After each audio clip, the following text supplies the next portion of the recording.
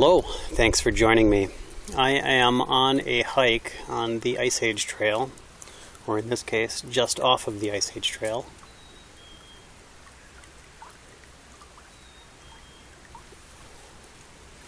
And behind me is the Mecan River. I happened to come across this tree that had been felled by a beaver.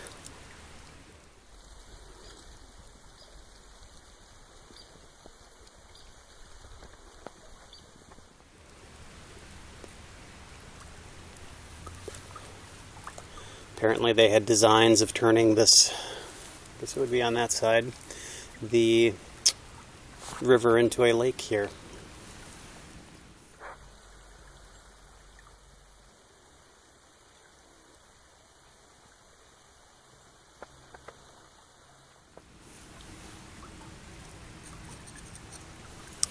So, their effort wasn't a total waste. I got a nice little seat here to talk about some Cornell and Diehl deer tongue blends.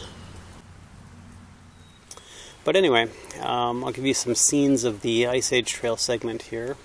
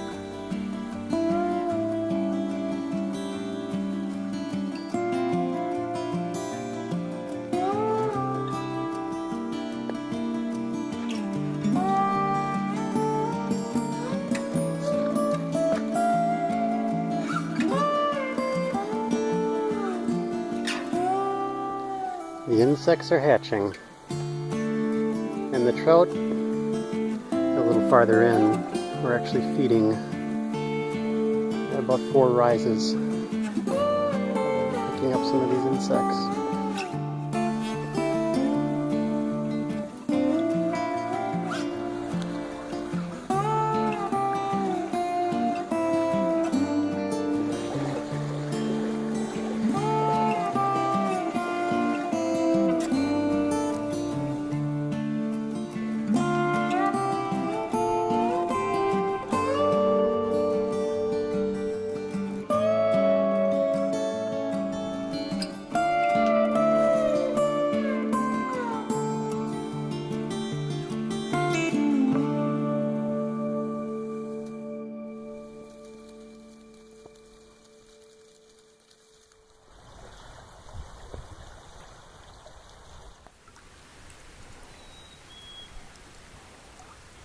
Hope you enjoyed that.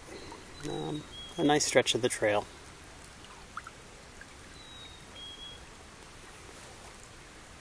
I am smoking today a clay pipe. This is the same clay pipe that was used in the tobacco impressions of Cornell and Diehl's New Market.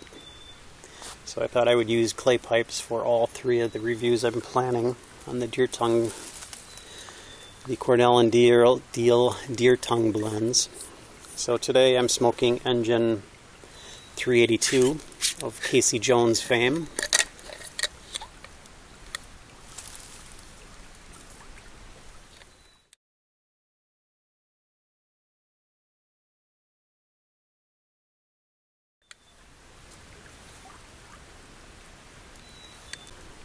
It's a very fine ribbon cut. Reminds me almost of a Scandinavian tobacco group ribbon cut. It's very fine. It consists of dark and white burley. Bright Virginias, although it doesn't look like there's a large percentage of bright Virginia in here. Unsweetened black Cavendish. Deer tongue. And reportedly there's a little bit of Perique in there as well. Now, as blends go, it's a fairly heavy burley blend. The Virginias and the black Cavendish and the Perique, for that matter, are extremely light.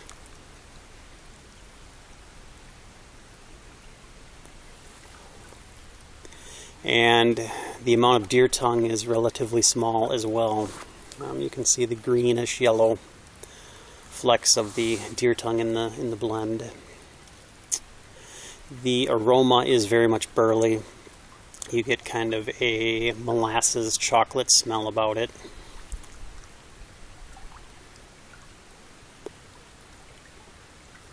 I think you pick up a little bit of the vanilla-like essence of the deer tongue.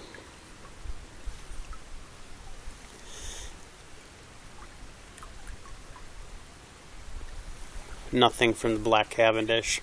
The Perique, I don't think there's enough in there to really impart a strong flavor.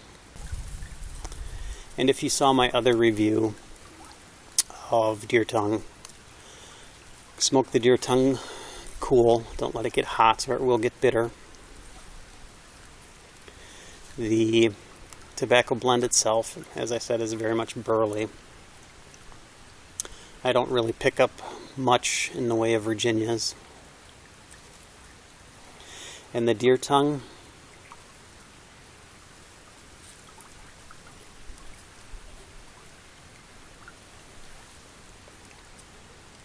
yeah, there was a little bit of Perique burn, Perique spiciness on the retrohale.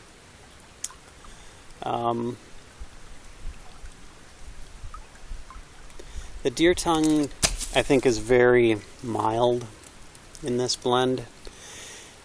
I don't pick up nearly the amount of deer tongue as I do in Newmarket. I get a little bit of the herbalness. I don't really get the vanilla. I think that's masked by the burley.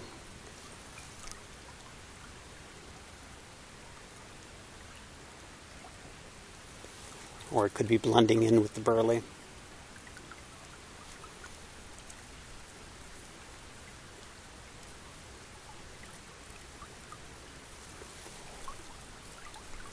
But for me, deer tongue kind of fluctuates or vacillates between that herbal vanilla, very light vanilla sensation, and more of a herbal mint, like a wood mint type sensation. I'm picking up more of that minty herbal characteristic than I am the vanilla.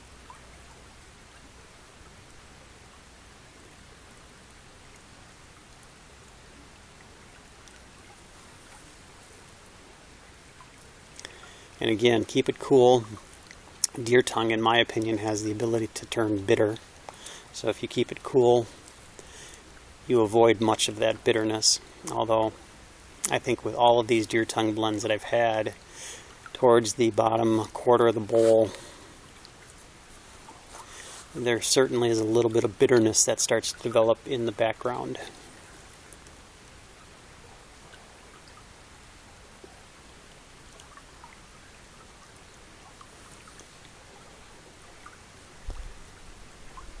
So 382, it's a predominantly burley blend, lightened up a little bit with some bright Virginias, some black Cavendish, unsweetened, a bit of Perique for some spice, and deer tongue to kind of blend in and show itself periodically.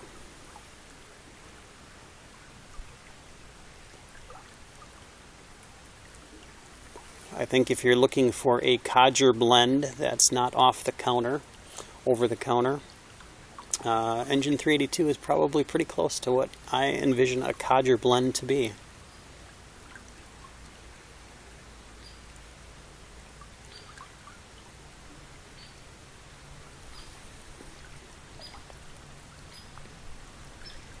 That Perique adds a little bit of spice. It's pretty nice.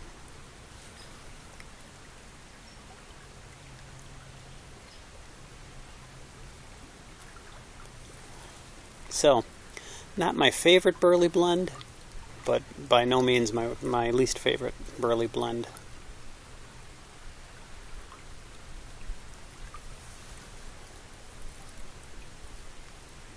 So, hope that helps you on your quest for tobacco. I got one more of these left, and that'll be Gentleman Caller. So that blend is coming up next at some point, probably not for another week or so.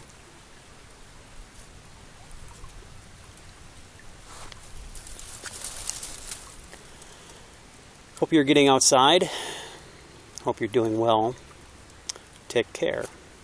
And perhaps I shall see you again